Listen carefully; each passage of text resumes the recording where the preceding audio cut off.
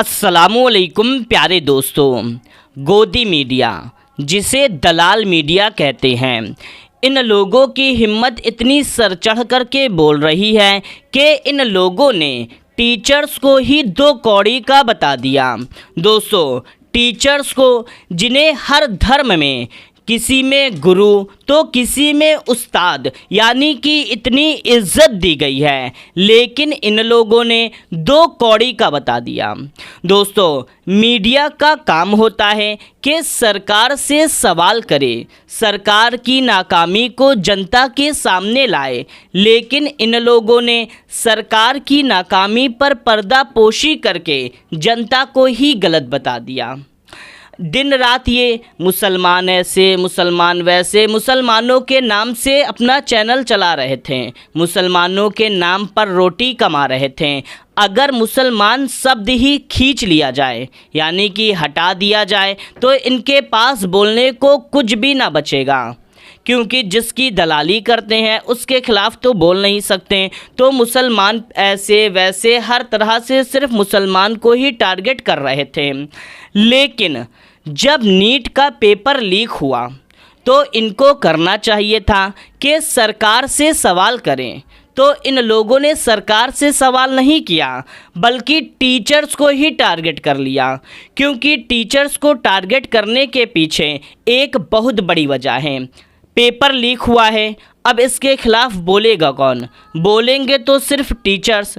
अब इन लोगों ने सोचा कि अगर टीचर्स को टारगेट किया जाए और टीचर्स को ही गलत साबित कर दिया जाए तो फिर टीचर्स पे कोई यकीन नहीं करेगा और जो इनकी दलाली है वो कामयाब हो जाएगी। लेकिन यहाँ पे उल्टा हो गया कि टीचर्स ही इनके ऊपर भारी पड़ गए। तो खैर, यहाँ पर इन लोगों ने एक बात और बोली है जो शायद आप लोगों ने नोटिस नहीं किया होगा।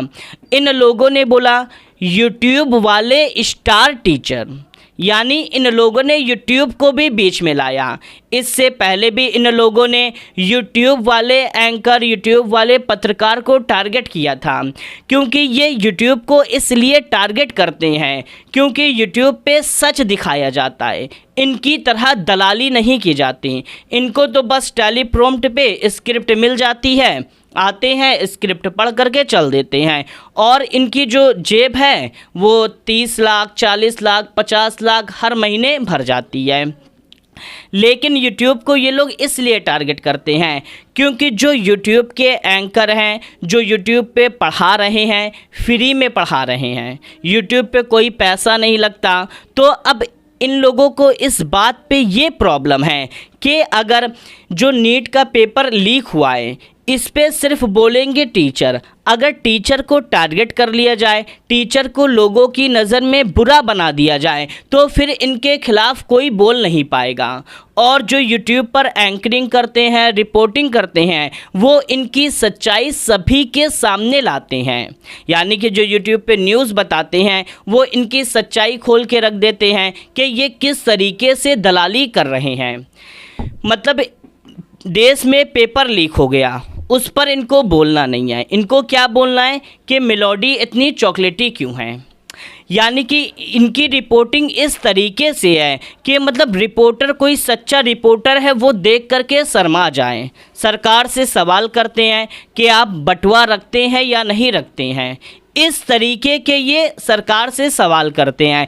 अब जो भी सच या इनके खिलाफ आवाज़ उठाएगा ये उसको ही उल्टा गलत साबित कर देंगे। जिस तरीके से अभी हो रहा है कि टीचर्स को ही मतलब गलत साबित कर रहे हैं, टीचर्स को ही ये लोग उल्टी सीधी बातें कर रहे हैं, दो कौड़ी का यूट्यूब वाले।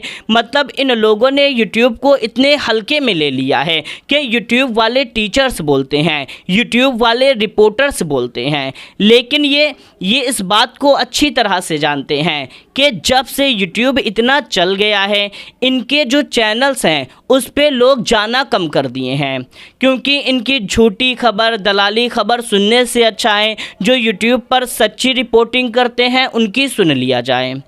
और इनका एक ये भी टारगेट है, यूट्यूब को ये लोग इसलिए टारगेट करते हैं क्योंकि अगर लोग, जो जनता है, यूट्यूब की रिपोर्टिंग छोड़ करके, यूट्यूब की न्यूज़ छोड़ करके इनके चैनल पर आएगी तो ये अपने मन मुताबिक मुताबिक न्यूज़ सुनाएंगे। झूठ झूठ झूठ। तो मेरे प्यारे दोस्तों, अब ज़्यादा कुछ सच बोलने की ज़रूरत तो है नहीं मुझे, क्योंकि जो भी कुछ है सब कुछ आपके सामने है। यूट्यूब पर है, रील्स में है, शॉर्ट वीडियोस में है, तरह तरह की चीज़ें आपके सामने हैं। तो इस पर आपको क्या लगता है, क्या कहना है, कमेंट करके हमें ज़रूर बताएं। मिलते हैं, तब तक के लिए अस्सलामुअलैकुम, अल्लाह हाफिज़।